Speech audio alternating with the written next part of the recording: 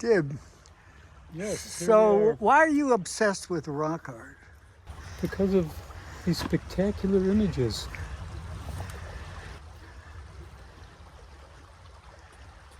I see.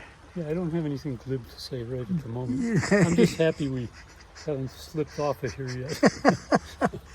Yeah, we could slip off of here, I guess. It's not that far down, but it is down. There are people wandering all over the Southwest who often stop to stare at rocks and cliff faces in hopes of finding marks and designs made in an earlier time. We are some of those people. We only recognize some of the images, usually those closer to the present time: bighorn sheep or deer or elk or bears or mountain lions. We see handprints, perhaps the signature of the artist, perhaps a group photo like our cell phone selfies, or perhaps a vow of some kind. We were all here, and that mattered. There are footprints, sometimes going somewhere or following something, sometimes just planted like a marker. A trail marker, a boundary marker, a clan marker, or a warning of some kind. And there are hunting glyphs, bows and arrows pointed at game or at an enemy. A timeless image and ideas for humans, it seems. Some geometric glyphs are particularly stunning, both in design and execution, painstaking work that we can't begin to explain the meaning of.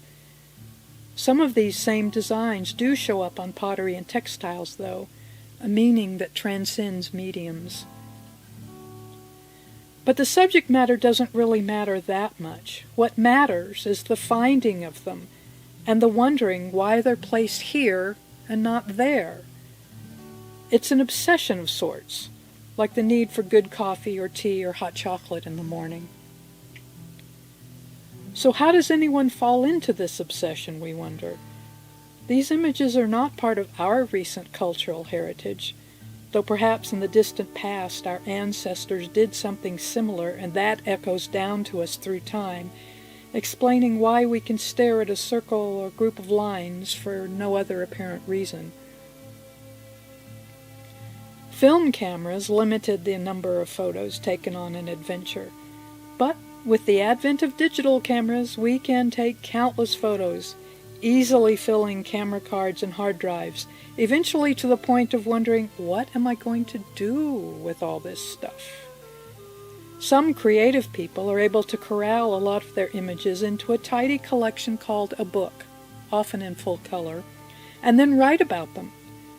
The rest of us have been rescued by the internet, where we can post images on all sorts of social media platforms. The question always comes back to, what's the magic?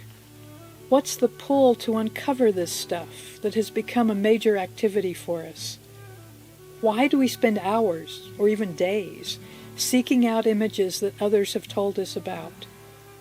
Why do we care that some fools alter or destroy images that they know nothing about and apparently have no respect for?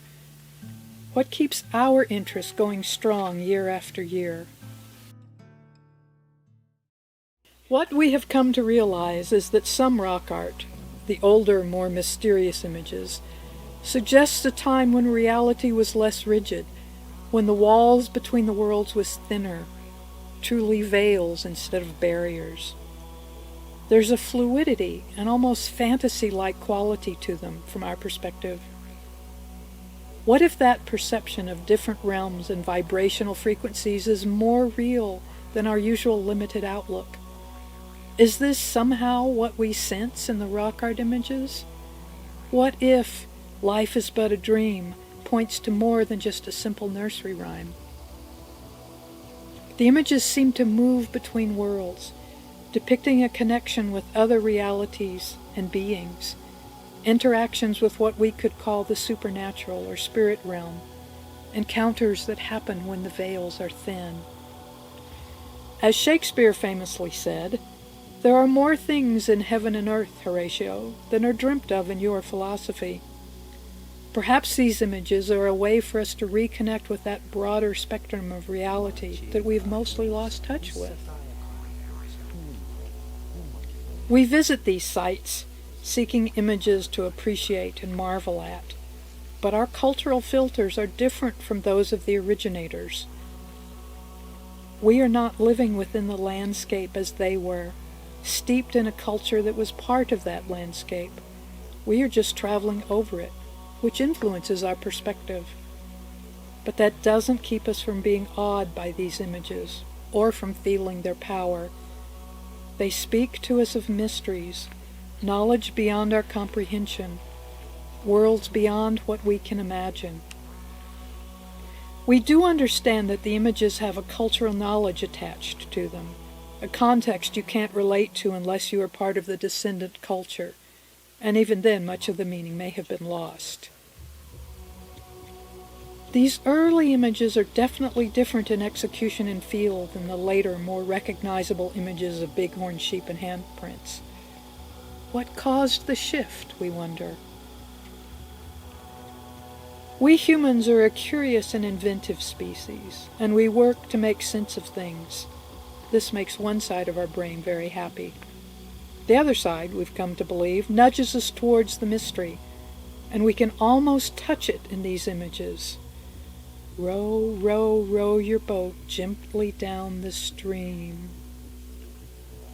Onward. Tamakia Tana Chika Kai Wasai.